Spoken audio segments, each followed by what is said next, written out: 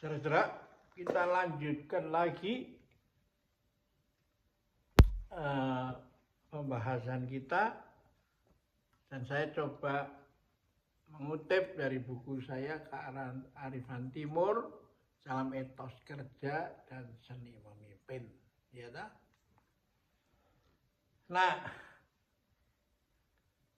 biasanya kan ilmu pengetahuan itu dikonotasikan atau dianggap asalnya dari barat, ya tak? Nah, memang banyak penemuan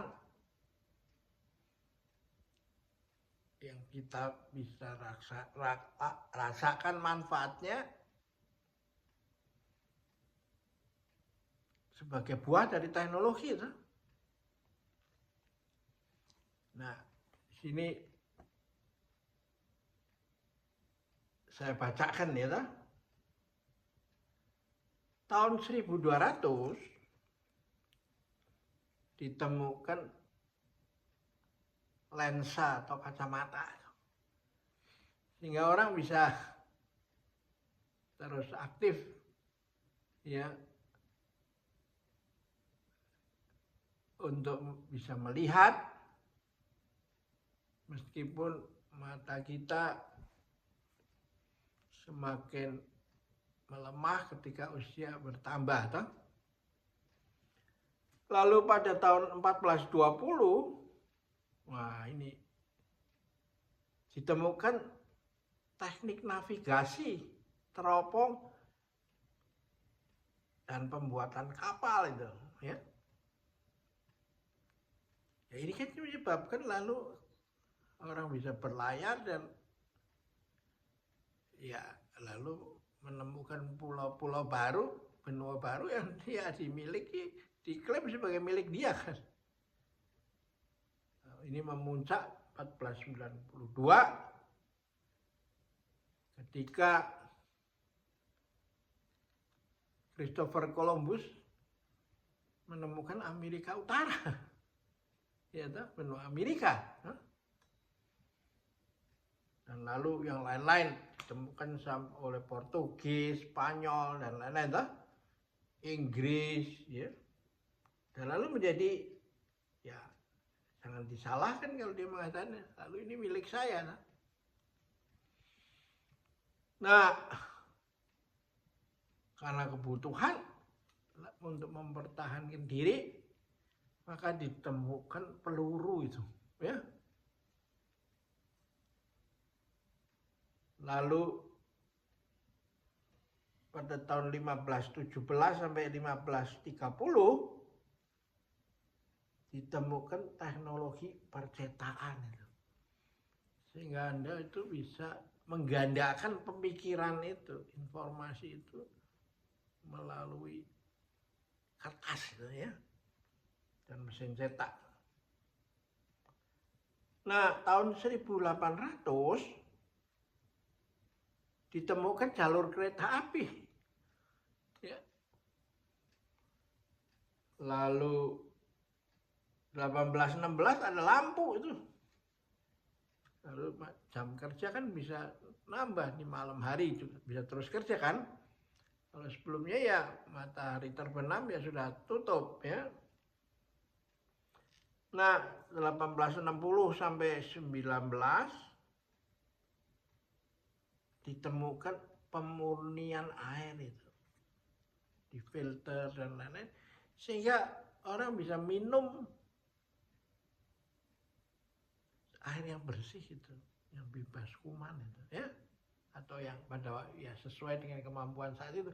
Pokoknya bersih secara fisik gitu.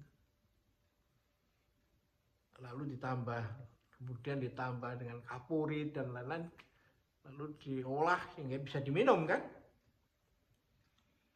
Berikutnya adalah ditemukan antibiotik itu.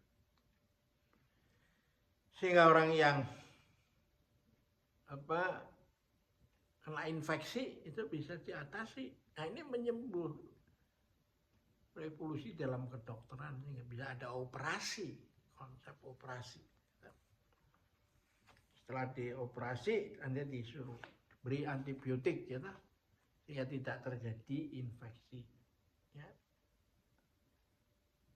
Lalu tahun 1900-an juga ditemukan konsep pabrik itu.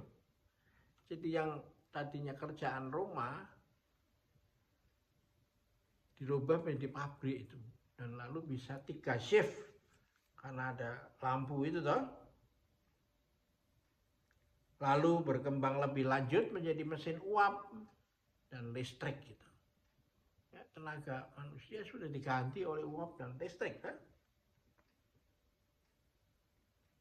Dan 1924 muncullah televisi itu.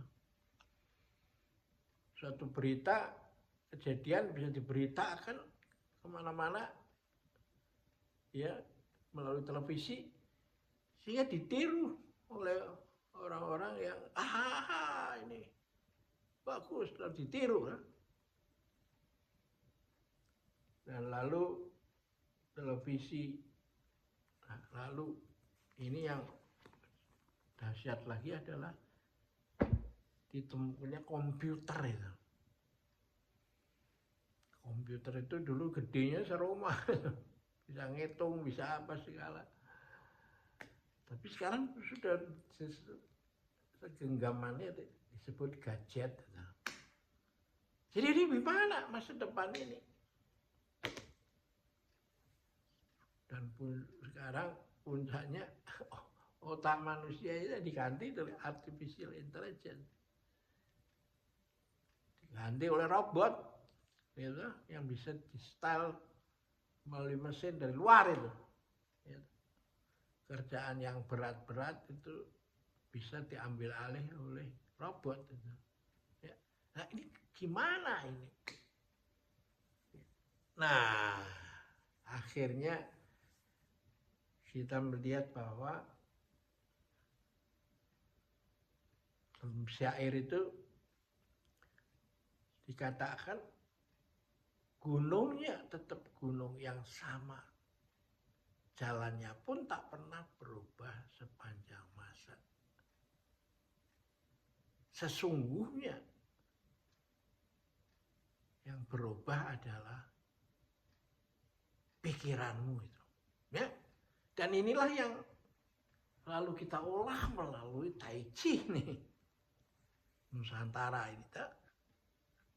Yang berbeda dengan Tai Chi yang lain yang untuk ya kesehatan, untuk pergaulan sosial ya. Tapi ini Tai Chi Nusantara ini memberikan visi dan misi yang berbeda, jauh lebih futuristik, sehingga menjadi senam untuk otak kita toh. Sehingga tidak terjadi pikun, dan akhirnya disuruh kembali, ketika kembali berobat ke dokter, alih-alih hanya minum obat, tapi ditambah lagi disuruh mengisi teka-teki silang. Kan ini kan lucu kan, gitu. Dan karena pikirannya sudah linglung itu, lalu dia bingung mau ngatur obat-obat yang mesti diminum. Ini pagi sebelum makan, yang ini sesudah makan, siang, gitu. Lalu malam sesudah pagi sehari 3 kali minum pil itu. Ya, jadi apakah memang Sang Pencipta ini menciptakan alam semesta dengan isinya itu untuk menjadi begini?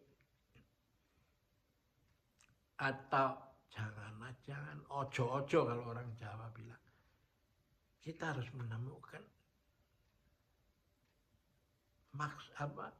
maksud tersembunyi dari penciptaan manusia ini, yang harus dicari oleh manusia itu sendiri